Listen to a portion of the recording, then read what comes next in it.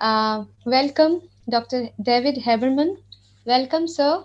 Please accept my greetings. And we are waiting for your session. And I would like to introduce you. It's my privilege to introduce you. And I am really thankful that you have agreed to be a part of this FDP. David L. Haberman received his Ph.D. in History of Religions from the University of Chicago and is currently Professor of Religious Studies at Indiana University, Bloomington. Much of his works have centered on the culture of Braj, the active pilgrimage site long associated with Krishna and known for its lively temple festivals, performative traditions, and literary creations. His present research interests track the relationship between religion, ecology, and nature with a focus on Hindu attitudes toward and interaction with non-human entities. His publications include Acting as a Way of Salvation, a study of Raganuga Bhakti Sadhana, published from New York Oxford University Press in 1984, Journey Through the 12 Forests, An Encounter with Krishna, published from New York Oxford University Press in 1994, Bhaktirasamrtasindhu of Rupa Gosvamin, New Delhi, Indira Gandhi National Centre of Arts, 2003. That means it was published from New Delhi, Indira Gandhi National Centre for the Arts in 2003. River of Love in an Age of Pollution, the Yamuna River of Northern India, which was published from University of California Press, Berkeley in 2006, and People Trees, Worship of Trees in Northern India, which was published in 2013 from New York, Oxford University Press. And his latest publication is published in 2020, which was on, I'm repeating, People's Trees, Worship of Trees in Northern India and Loving Stones, Making the Impossible Possible in the Worship of Mount Govardhan. He has edited a collective international volume due out soon on climate change and religion titled Understanding Climate Change Through Religious Life Worlds, which will be published from Bloomington, Indiana University Press in 2021. Sir, thank you so much for being a part of this faculty development program, and please take over the session. Yeah, well, first, greetings to you all. It's good to see you, Professor Valpai.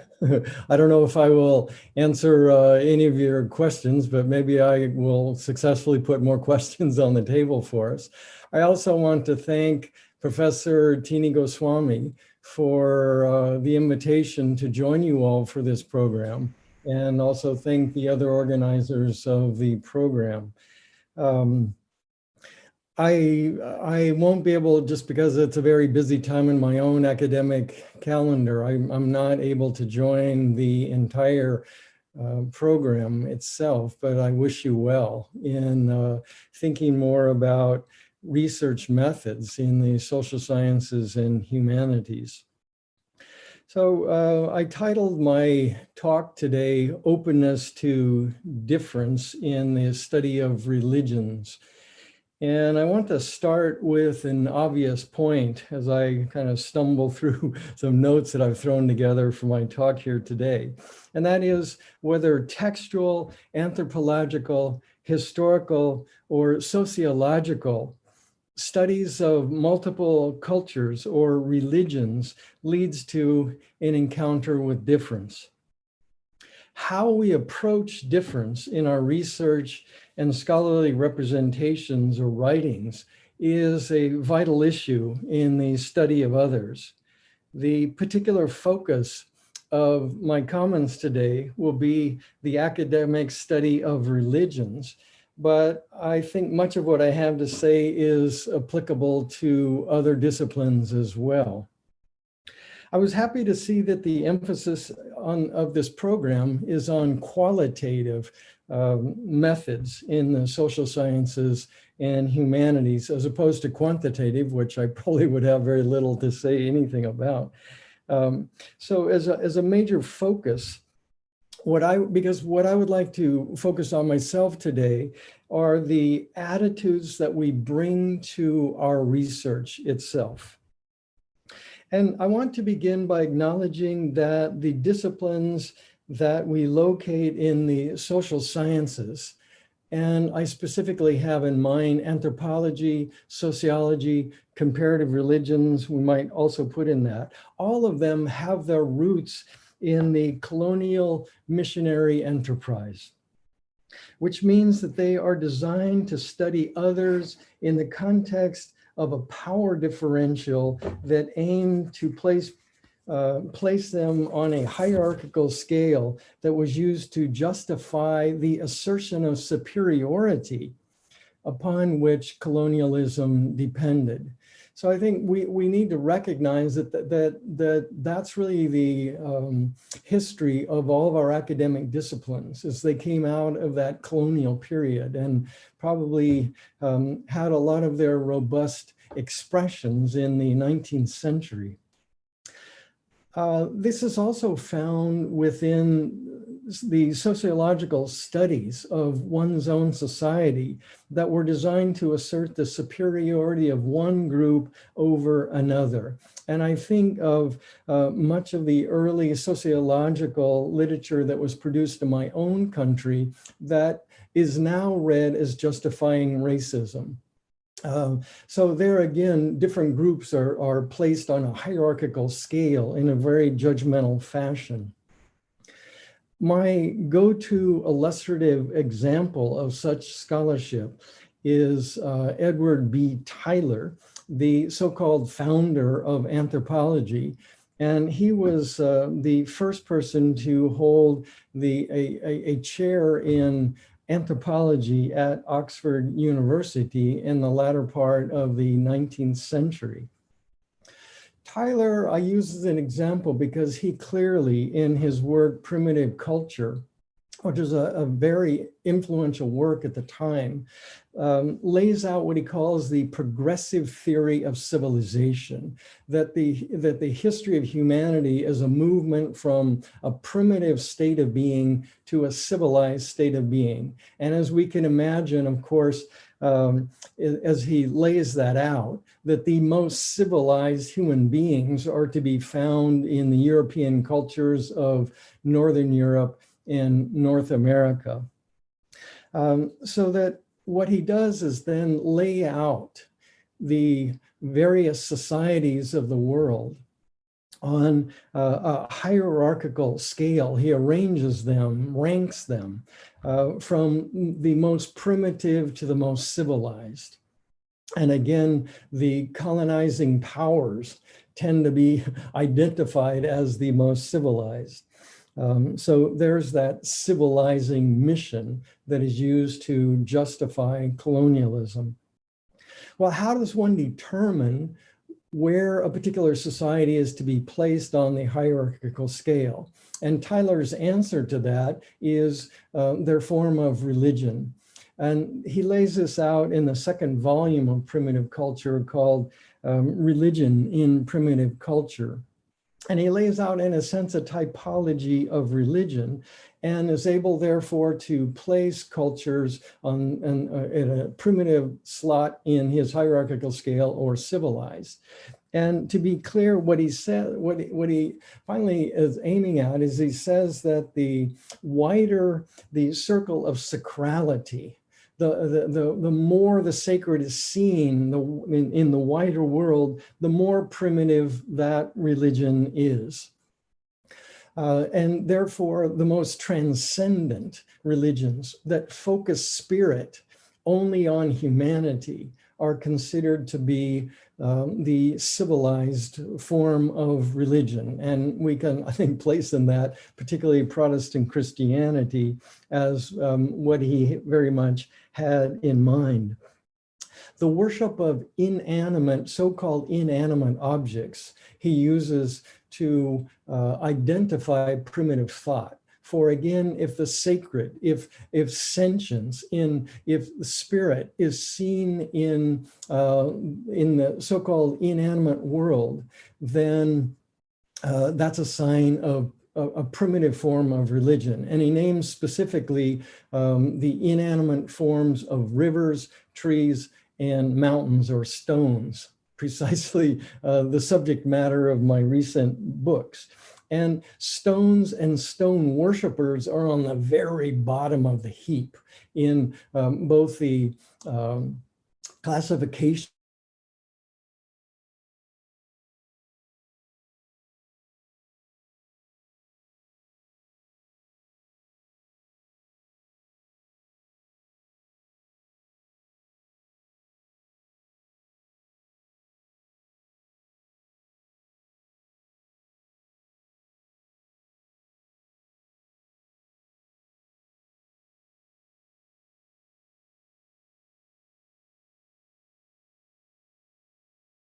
again, that hierarchical structure that placed certain societies on the top, being the colonial societies, was very much used to justify then colonial rule, which was proposed to be a way of bringing the primitive societies to a civilized state of being. So Zaid lays that out, I think, clearly in his book, Orientalism, and regards it finally as an approach that leads to great misunderstandings and great misrepresentations of other cultures. Well, I strongly hope and sense that we in the humanities and social sciences are constantly striving to free ourselves from and move beyond the colonial roots of our respective disciplines. I think that's really part of the challenge today. And this is what post-colonial studies to a large degree are all about. And but again, I think the larger agenda is something that I assume and hope that we're all committed to.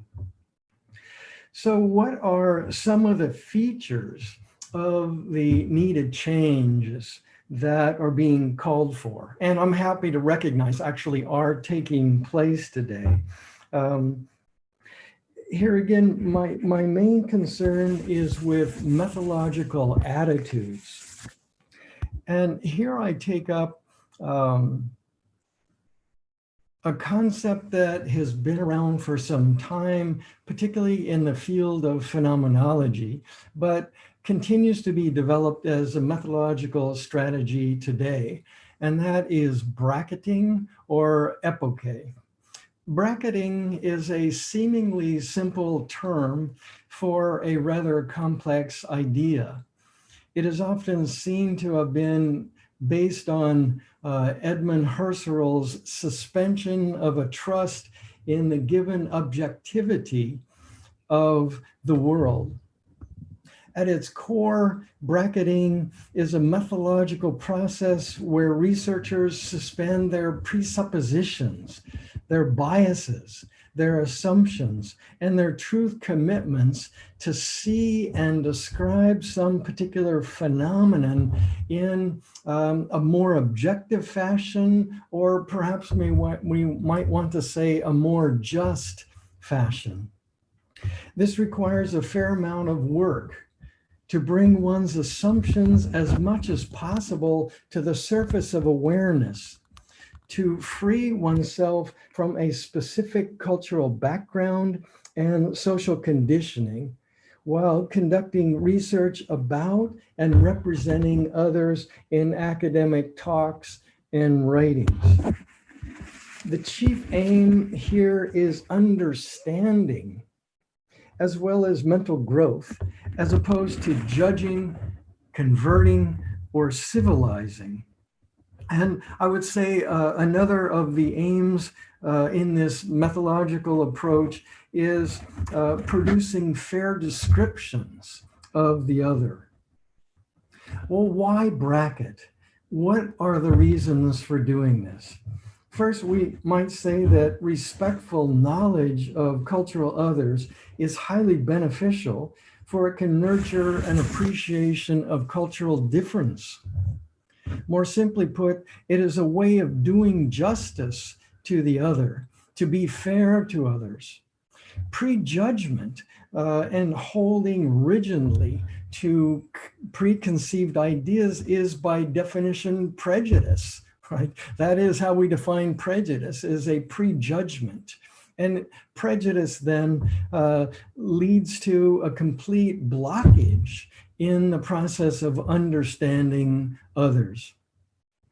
Bracketing, on the other hand, can lead to more harmonious relationships between different groups of people. What some have called the irenic or the peaceful nature or possibilities in productive cultural studies. I told a group of Hindu Ph.D. students recently that if this is done successfully, then Hindus in India can teach Islam fairly, and Muslims in India can teach Hinduism fairly. That might be a way of getting a quick handle on what bracketing is all about and what might come of it. But there's a more solid, I would say, academic reason for bracketing than nurturing harmonious relationships in society. And that is grounded in a fundamental understanding of the sociology of knowledge, which I take to be one of the core features of the social sciences and humanities today. And this is the basic idea that our sense of reality is not a given, but is the product of a social construction. If you have not read it, I think it's always valuable to read the book by Peter Berger and Thomas Luckman called The Social Construction of Reality. This is a book that is listed as the top 10 books produced in the social sciences in the 20th century. And I personally think it really deserves to be in that list. So the social construction of reality, again, just laying out this basic notion that we don't live in a given real world, but we live in a world that is constructed through a sociological process. I begin many of the courses I teach by saying to students, I could have taken any one of you when you were 1 day old and placed you in a family on the other side of the planet, and you would now have a different name, you would have a different religion, you would speak a different language, you would have a whole different set of values. And that's my way to begin to introduce this idea to them. I try to remember that in my own research because it's easy to forget, because in some sense, this is a very threatening idea that we don't live in reality in our everyday world, but we live in a reality that was socially constructed for us. It takes a rare kind of courage to embrace this understanding. What this means is that our sense of reality, which is most commonly taken for granted or simply assumed to be real, is a socially variable construct, the product of our being born in a certain time, in a certain place, within a certain family. That is, we assume our particular sense of what is true or false, reasonable or absurd, right or wrong, real or fanciful in the process of primary socialization. which is a very imitative process. We enter into a particular social reality by imitating in our interactions with our elders, what sociologists call our significant others, parents, older siblings, uncle, aunts, and by imitating them, we enter into the social reality that they dramatically represent to us every day through their actions. So this is a basic sociological fact, but if we as academics are honest about this, then we have to acknowledge and operate from this notion. And that the reality of the other, and it leads to, I guess I'm saying that a recognition of the reality of the other that we are studying to be equally valid to our own sense of reality. The judgmental quality slips out in the recognition of the validity of the other in our studies. The methodological attitudes I bring before us today are grounded in the implications of these realizations. How attitudinally do we engage in what is typically called the collection of data? What attitudes do we bring to our research? Here I want to emphasize openness, vulnerability, humility, equality, and listening. To be open to the challenge of bewilderment, surprise, and difference. Listening, not talking over with certainty and a sense of superiority, that colonizing missionary method of scholarship. So listening, not talking over with certainty and a sense of superiority. Here, I want to, as opposed to the arrangement of difference in a judgmental hierarchical scale, opposed to that, I today want to celebrate difference without hierarchy. There's no need to listen to the other if as the expert you already know all the answers, perhaps even better those than that you were studying. And so that one way of regarding, I would say, postmodernism as a scholarly movement today is a critique of that expert, that one who already knows, who's full of it in many ways there, and therefore is closed to true openness in the process of listening to the other, in collecting data, if we want to use that particular term. Postmodernism grew out of literary criticism, which looked at the situation where the professor as expert stood before a classroom reading a text to give the authoritative singular reading of that text. That's broken up with the movement of postmodernism in literary criticism to recognize that there are multiple readings of texts that have validity. It's not to say that there aren't boundaries of acceptable readings, but there are multiple readings. So that's what I'm talking about, the critique then of that expert who has the singular authoritative knowledge of the other. And again, perhaps better to look at the Orientalist that Zaid scholarship that Zaid places before us knows better than the people you're studying themselves. So productive listening then requires a looseness with regard to our presuppositions and our own truth claims, back to bracketing. Listening with openness, humility, vulnerability, and respect means meeting the other as an equal. And I want to say that equality does not mean sameness. If that would be an eradication of difference, but to meet the other as an equal. The principle of inequality between the knower and the known renders understanding impossible.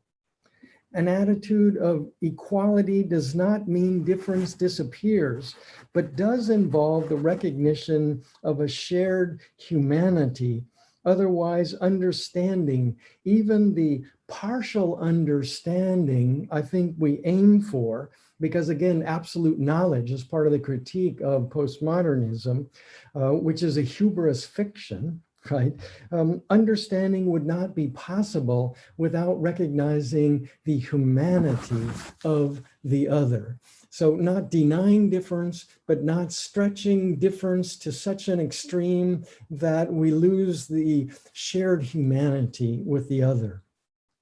Productive research then into otherness, like different religious systems, requires an openness to difference, an openness to the potentially enlightening disorientation that leads to the expansion of one's sense of human possibilities.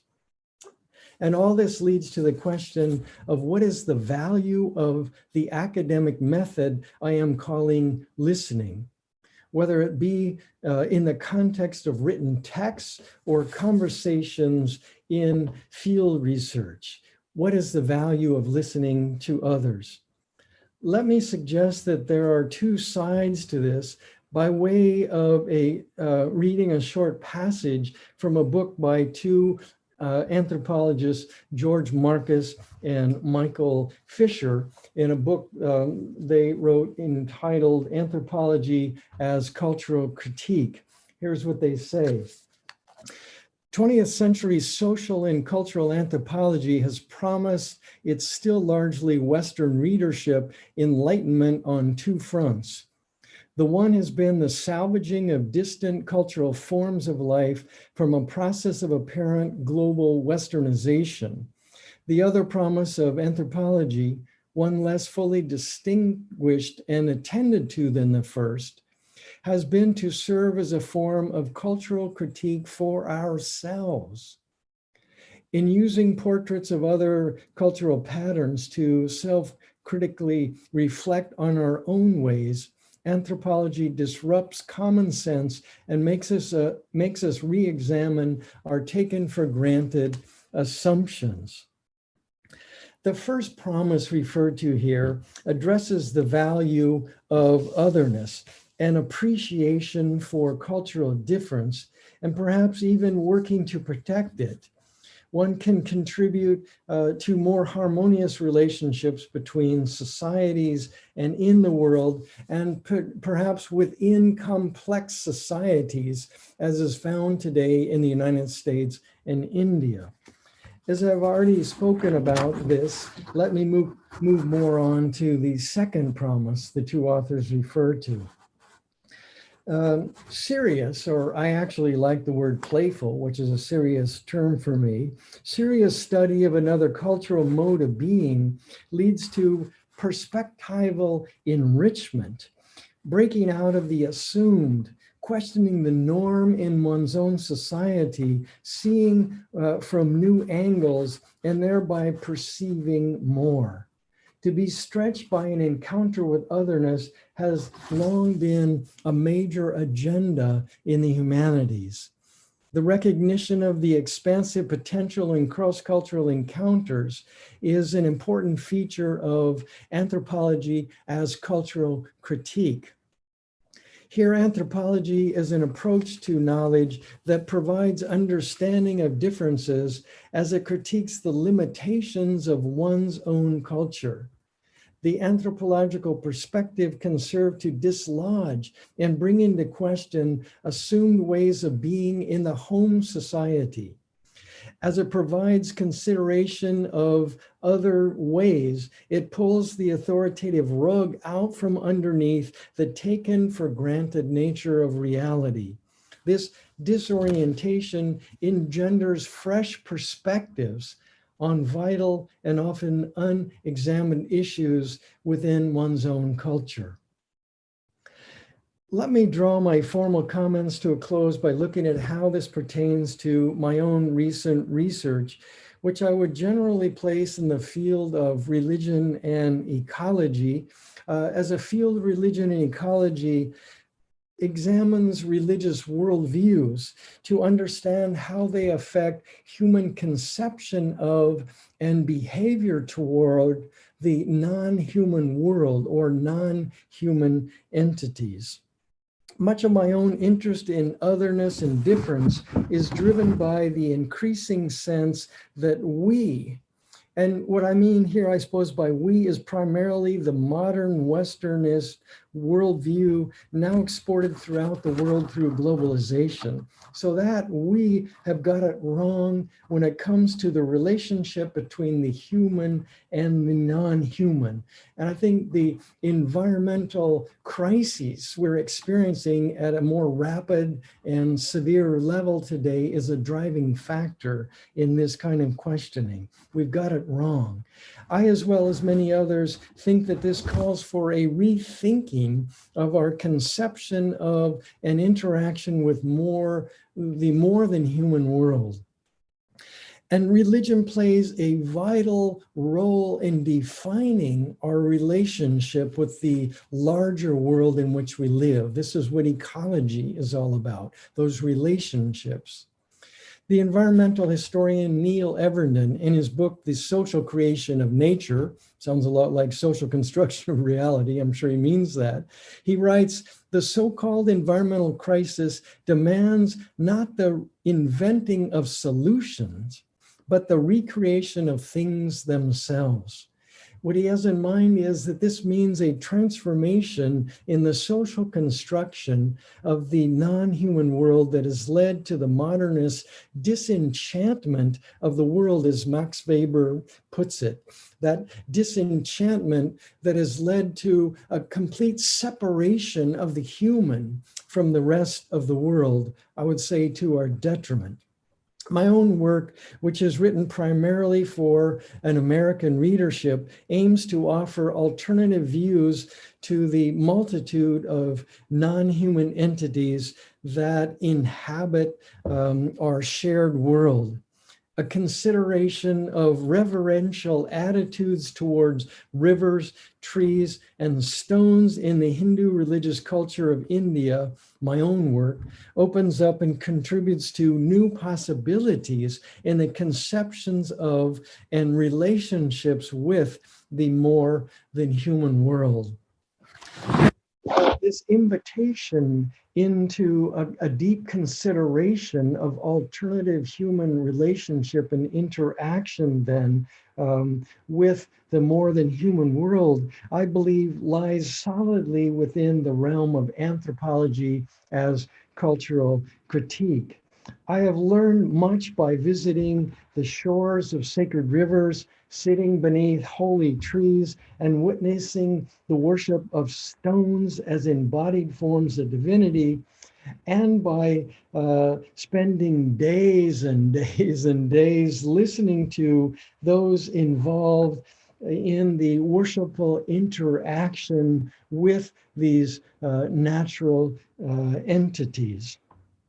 And I write books to extend the lessons I have learned to those who are open to joining me in this educational adventure. So let me just conclude my formal comments by saying I hope some of what I have shared with you about this adventure is of value to you in thinking about conducting your own research. So you've all been very patient listening to me go on and on here for some time. I would now like to stop and listen to the comments and questions that you have to offer in response. Thank you, sir. Thank you so much for your presentation. I have no words to express because I was totally mesmerized and I was trying to understand each word and to enhance my knowledge. And we have two questions till now. One is from Dr. Rurika. So her question is, what about biblical injunctions against worship of stone images as vacuous or something similar? How would you compare them with the modern evolutionary approach? the modern evolutionary approach, that was the last phrase. Yes, yes, sir. Yeah. I'm not exactly sure how that's being used, whether that's a biological notion of evolution and cultural notion of evolution, which I guess I would reject. um, but in a sense, yeah, I want to acknowledge that there is a debate within religious traditions, and I mean even within singular religious traditions, and I'm thinking of Hinduism in particular, about the value of validity of worshiping a stone or a stone image. And my own reference to the worship of stones as embodied forms of divinity refer to the Govardhan Shilas that are worshipped around the Govardhan mountain. So that there was pushback on that. And I didn't catch enough of Professor Sen's comments earlier this morning, but he referenced a figure like Ramahan Roy, which very much pushed back against the worship of embodied forms of divinity, my gloss for Murti, right? So Ramahan Roy was very much against Murti Puja, image worship, as it's often translated in texts. That's complicated, and he certainly was drawing from elements in his own tradition and read the Upanishads in a particular light, where say in the Brihadaranyaka Upanishad, it is certainly stated that Brahman is formless, is amurta. But in the same passage, it also states that Brahman has murta. So there's a debate that has happened. Is Brahman nirakar or sakar, right, is another way of putting that, I suppose. So I guess I want to acknowledge that. But I would say that Ramahan Roy, writing and being well situated in the colonial center of Kolkata at the time, was deeply influenced by the presence of the missionaries and colonial scholars who were critiquing this element within Hinduism. And in many ways, I think one can look at Ramahan Roy's articulation of what he called the true Hinduism would be a way of salvaging Hinduism in the face of those kinds of critiques, so that he ended up saying that Hinduism really was worship of the formless and the formless singular nature of divinity. And fine, I want to recognize that as a valid religious position, but to use it as an interpretive lens to judge all forms of Hinduism, as has been done by the Orientalist scholars that were influencing Ramahan Roy, that's what I want to push back on. So I'm more interested with scholarly academic interpretation than so much the truth in religious systems. And this lens that has denied any kind of sentience or presence or spirit in the world outside of the human, I think that's what is breaking open with a lot of the moves that are coming out of an understanding of the past history of our traditions. Now, how that fits into, I'm not sure I've answered anything about evolutionary theory in that, but again, I would need more precision about how that fit into it. Thank you, sir. And the other question is from Sutapa Sadhu. Dear sir, in many cases, I have found that social impact Okay. to, sorry? Somehow I have lost you or been cut here. I am not Yeah, hearing yeah. you. Dear participants, we are facing some technical glitches. Please bear with us. Sir, can you hear me? Can you Yeah, hear me, just sir? so just I was saying, just as you started to say the question, I was cut out by my Sure, sir. internet. Sure, sir. I'm repeating. Uh, this is the question from Sutapa Sadhu, and her question is, Dear sir, in many cases, I have found that social impact to choose a religious practice is sometimes limited. The choice of practice many a times goes beyond boundaries, as if it is an independent choice of an individual. She wants the explanation. Well, first, I think that's an astute observation that our religious worldviews are indeed shaped by the society in which we're located. There's no need to deny that or even resist that. But the academic study of religions, and there is a plural in my word, means how do we understand the religions of others? And so I'm trying in a sense to separate out, but as I heard Professor Valpais say, that's not easy to do, and I want to come back to that. But I want to separate out the academic study of religion from one's own particular stand in a religious tradition. And so the academic study of religion aims at a fair understanding of the other. And that's the question I put before us. What are the attitudes that help us understand religious others in some productive fashion?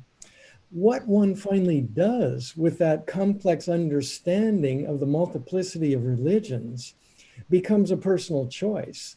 And it might put one in conflict with one's own family or social background. That is a possibility, but it's not an inevitability. Often it might actually enrich one's understanding of one's own religious traditions.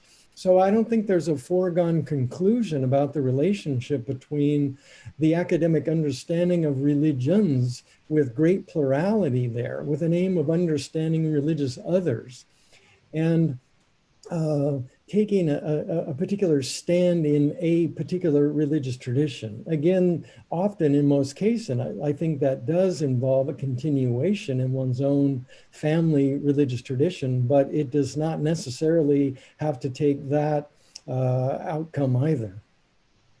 Thank you, sir. And it's the last question. I can't resist myself uh, from this because please forgive me if I ask anything which is not that much full of knowledge, because as I have already admitted that I am a novice in this field. So as we have seen in the Indian philosophy, the concepts of Purusha and Prakriti, and as we have talked about the sacred rivers or like the holy trees, but on the other hand we have seen like how the people, they pollute the water of the holy rivers while performing the religious rituals. On the other hand, when we are talking about the holy trees or the sacred trees, we have also seen like how people cut the trees for their own benefits. So here, what is important, the religious beliefs or the mass education to protect the environment or the ecology? Well, a simple answer to that is all of the above are important. Um, you're right. Again, certainly no need to apologize for the question. I think it's a great question, as most questions are. And maybe another answer would be this is precisely the question that I take on in my first book, River of Love in an Age of Pollution, about the Yamuna and pollution of the Yamuna River, as well as my book, People Trees. How is it possible? How do we put these together? And I think in the field of religion and ecology, one cannot make the naive claim that environmental issues were addressed in early texts, because the environmental crisis is a radically new human experience that we are living today. That's not to say, so we can't read texts as simply directly addressing the environmental crisis. And I think we begin by acknowledging that. But that's not to say that religious traditions don't provide resources for thinking about ways of addressing the environmental crisis today. So I'm aware, I have lived in Vrindavan on the shores of the Yamuna River, south of Delhi, where the Yamuna is the most polluted section of river in all of India. So I'm aware of the pollution. And I think the reasons that it is so highly polluted and really violates the religious sentiment associated with that river, those ideas are very complex. And I don't want to try to get into them now. Again, if you're interested in those questions in a deep way, then I do offer a river of love and age of pollution. But again, what I try to highlight there is the way that there is what we might call an environmental philosophy or an environmental activism that is emerging based in the religious traditions associated with worship of the Yamuna River that are struggling to address the polluted nature of that river and the diminishing water, not only of quality, but of quantity of the water flowing down the Yamuna, trying to address that as well as to engage in a form of religious activism that is kind of globally termed environmental activism, but culturally, locally termed within Braj culture, seva. So seva to Yamuna Maya. Yeah, so again, great question. This is at the very heart of the field of religion and ecology today. So yeah, invite you into that world too.